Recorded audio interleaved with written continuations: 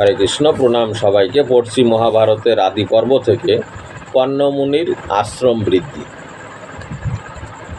বৈশম্পায়ন কহিলেন, এই রূপে রাজা দুষ্মন্ত সৈন্য সাম্য বিবাহ ব্যবহারে সহস্র সহস্র মৃগের প্রাণবধ করিয়া অন্য এক বনে প্রবেশ করিলেন। দুষ্মন্ত রাজা সেই বন পুরো পশুশূন্য করার পরে অন্য এক বনে প্রবেশ করলেন। মহারাজ দুষ্মন্ত মৃগের অনুসরণ ক্রমে সেই বনের প্রান্তভাগে এক মহৎ প্রান্তর দেখিতে পাইলেন। সেই বনের ভিতরে গিয়ে একটি বড় ফাঁকা জায়গা দেখতে পেলেন এবং প্রায় এক পার্শ্বের দিকে। অনন্তর সেই প্রান্তর অতিক্রম করিয়া সুশীতল সমীরণ ভরে সঞ্চালিত আশ্রম সমাকীর্ণ অন্য এক পরম রমণীয় মহারণ্যে প্রবিষ্ট হইলেন এবং সেই মাথার দিকে গিয়ে অন্য আবার আরেকটি বনে প্রবেশ করলেন এবং সেই বনটি অতি সুন্দর। ওই বন সুপুষ্পিত পাদসমূহে সমাকীর্ণ, মানে বহু পুষ্প পাতায় সমাকীর্ণ, সুকোমল বালতৃণ দ্বারা আচ্ছাদিত, ছোট ছোট ঘাস ও বৃক্ষগণের শাখা ছায়ায় আবৃত। গাছের ছায়ায় পুরো সূর্যের আলো নিচে পর্যন্ত পৌঁছয় না, খুব সুন্দর। উহার কোনো স্থানে ময়ূর, পুংস্ককিল প্রভৃতি নানাবিধ পক্ষীগণ সুমধুর স্বরে কলরব করিতেছে। ময়ূর এবং কোকিলে সুন্দর গান করছে। কোনো স্থানে ঝিল্লিগণ নিনাদ করিতেছে, কোথাও বা ভ্রমরগণ ঝঙ্কার করিতে করিতে এক পুষ্প হইতে পুষ্পান্তরে বসিতেছে। ওই বনে কোনো বৃক্ষই ফল পুষ্পহীন বা কণ্টকাবৃত ছিল না। ওই বনে এমন কোনো বৃক্ষ নেই যাতে ফুল ফল নেই, এবং কোনো গাছে কাটা নেই। যে পুষ্পে ভ্রমর নাই এমন পুষ্পও ছিল না, এমন কোনো ফুল নেই যে ফুলে ভ্রমর নেই। রাজা বিভাগ কুল নিনাদিত বহুবিধ সুগন্ধি কুসুমে সুশোভিত, সর্বত্র কুসুম সমাকীর্ণ, মানে সব জায়গায় সমানভাবে যে ঋতুতে যে ফুল ফোটে এরকম শুকচ্ছায়া সমাবৃত সেই মনোহর বনে প্রবেশ করিবা মাত্র সুপুষ্পিত তরুগণ সমীরণ বেগে সঞ্চালিত হইয়া তাহার মস্তক উপরই পুনঃ পুনঃ পুষ্প বর্ষণ করতে লাগল। ফুল গাছ নিজে থেকেই তার ফুলকে তার মাথায় ছেড়ে দিতে লাগল। বিচিত্র কুসুমযুক্ত অনুন্নত বৃক্ষশ্রেণীতে পক্ষীগণ সুমধুর স্বরে গান করিতে লাগিলেন। পুষ্প ভার বনত তরু পল্লবে মধুলুব্ধ মধুকরগণ সুমধুর স্বরে গুনগুন ধ্বনি করিতে আরম্ভ করিল। ভ্রমররা গান করছে। রাজা কুসুমিত তলামণ্ডপে সমাকীর্ণ তত্রত্ব পরম রমণীয় প্রদেশ সকল অবলোকন করিয়া সাতিশয় আহ্লাদিত হইলেন। উনি দেখে অবাক হলেন এবং খুব সুখ অনুভব করতে লাগল এবং দেখিলেন পুষ্প ভার বনত ভিন্ন ভিন্ন বৃক্ষসমূহের শাখা সকল পরস্পর সংশ্লিষ্ট হইয়া ইন্দ্রধ্বজের শোভা সম্পাদন করিতেছে।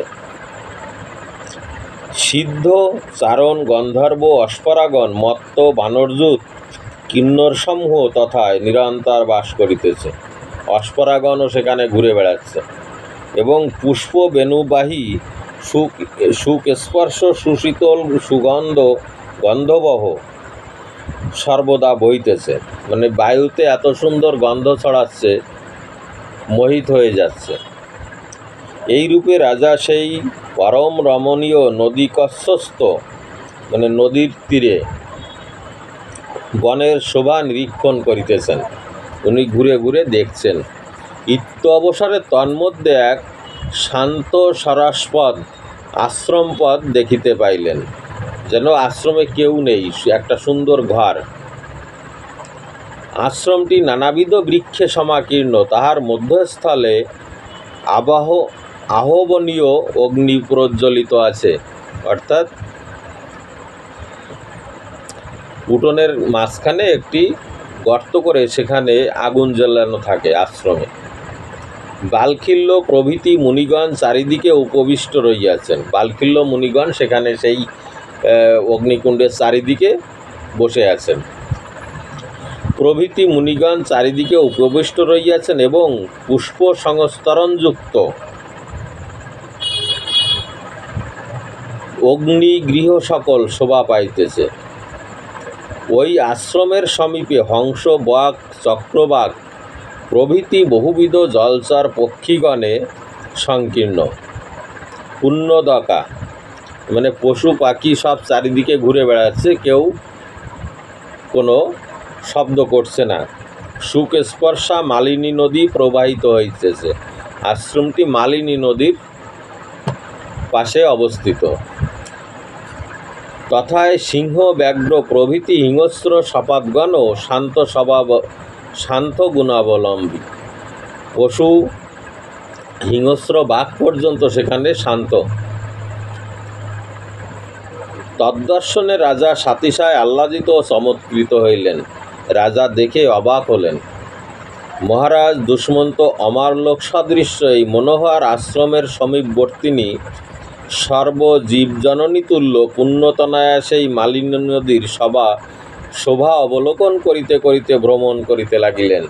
উনি সেই মালিনী নদীও এত সুন্দরভাবে বইছে দেখছে আর অবাক হচ্ছে।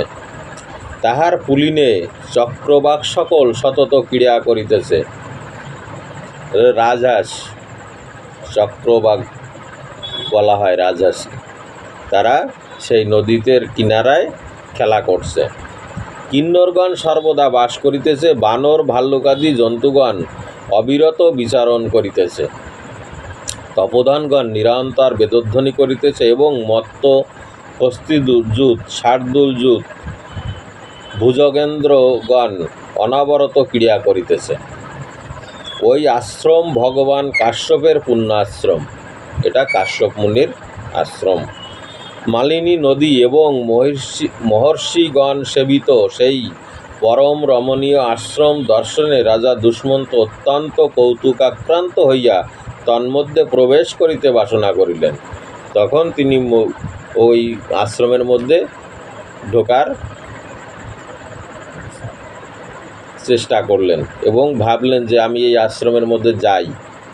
রাজা মালিনী নদী দ্বারা বেষ্টিত বৈকুণ্ঠ ধামবৎ সুশোভিত মত্ত ময়ূরনাদে নিনাদিত সেই চৈত্ররথ সাদৃশ্য মহারণ্যের সম্মুখে উপস্থিত হইয়া অশেষ গুণালঙ্কৃত কাশ্যপাত্মজ মহর্ষি কর্ণকে দর্শন করিবার অভিলাষে সেই স্থানে চতুরঙ্গিনী সেনা সংস্থাপন করিলেন। তিনি ওই আশ্রমে যাবেন বলে তাঁর সেনা সেখানে দাঁড়াতে বললেন এবং কহিলেন, আমি ভগবান কর্ণ তপোধনকে দর্শন করিতে চলিলাম।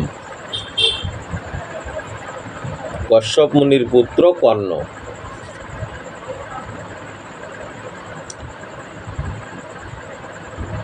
যতক্ষণ না প্রত্যাগমন করিব, আমি যতক্ষণ না ফিরে আসব, তোমরা এই স্থানে অবস্থান করো, তোমরা এখানেই থাকো। তাহাদিগকে এই কথা বলিয়া সমস্ত রাজচিহ্ন পরিত্যাগপূর্বক কেবল আমত্ত পুরোহিত সাম্য ব্যবহারে তন্মধ্যে প্রবেশ করিয়া নানা প্রকার আশ্চর্য শোভা সন্দর্শনে রাজা ক্ষুৎপিপাসা বিস্মৃত মানে সমস্ত রাজবসন খুলে কয়েকজন আমত্তগণকে নিয়ে তিনি একদম সাধারণভাবে সেই আশ্রমে প্রবেশ করলেন এবং বহুক্ষণ ঘুরছে, তার ক্ষুধাও লেগেছে। সাতিশায় আহ্লাদিত হইলেন। আরও দেখিলেন কোনো স্থানে কুসুমিত তরুকলাপে অর্থাৎ পবিত্র জলযুক্ত অলিগণ ঝঙ্কার করিতেছে। কোনো স্থানে বৃহৎকুল বৃক্ষ শাখায় বসিয়া কলরব করিতেছে। কোনো স্থানে ঋগ্বেদী বিপ্রগণ মহা যজ্ঞকার্যে উদাত্তাদিস্বরে বেদধ্বনি করিতেছে। অর্থাৎ উচ্চস্বরে বেদমন্ত্র পাঠ করছে।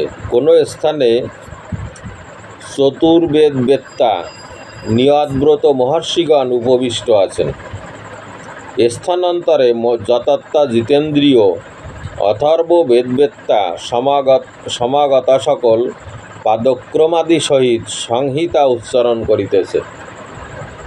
কোথাও শব্দ সংস্কার সম্পন্ন দ্বিজগণ বেদগান দ্বারা সেই ব্রহ্মলোক সাদৃশ্য আশ্রমকে নিনাদিত করিতেছেন।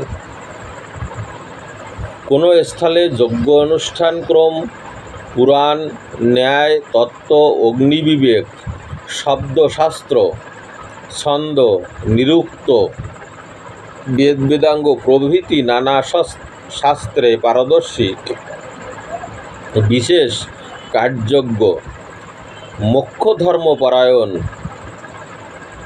উহাপোহ তর্করহিত যাকে বলা হয়, সিদ্ধান্ত কুশল, মানে তর্ক ছাড়াই কোনো সিদ্ধান্তের উপশম করছে আর কি, সিদ্ধান্ত স্থির করছে। দ্রব্য কর্মের গুণজ্ঞ কার্যকারণ বেত্তা পক্ষী ও বানর প্রভৃতি জীবগণের বাক্যার্থবোদ্ধা মহর্ষিগণ, অর্থাৎ পশু পাখি তারা কি বলছে সেগুলো ওনারা বুঝতে পারেন, এরকম মহর্ষি নানা শাস্ত্রের বিচার করিতেছেন। তারা নানা শাস্ত্রের বিচার করছেন এবং নিজ ধর্মের আলোচনা করিতেছেন। শত্রুহন্তা রাজা দুষ্মন্ত জপ হোম পরায়ণ সেই সকল একনিষ্ঠ বিপ্রগণকে সন্দর্শন করিতে করিতে আশ্রম সমীপে উত্তীর্ণ হইলেন, মানে মূল আশ্রম যেখানে সেখানে গিয়ে উপবিষ্ট হলেন। মুনিগণ অতি প্রযত্নপূর্বক রাজাকে যে সকল বিচিত্র আসন প্রদান করিলেন তদ্দর্শনে তিনি বিস্ময়াপন্ন হইলেন। সেখানে যে আসন তাকে বসতে দিলেন রাজা দেখেই অবাক হয়ে গেলেন। রাজর্ষি মহর্ষি কর্ণের সুরক্ষিত ও বিবিধ গুণযুক্ত সেই আশ্রমপথ যতই অবলোকন করিতে লাগিলেন ততই তাহার দর্শন উৎসুক বাড়িতে লাগিল, মানে যত দেখছে ততই ভাবছে যে আরও না জানি কি আছে। দুষ্মন্তের শকুন্তলা সাক্ষাৎকার এর পরের পর্বে।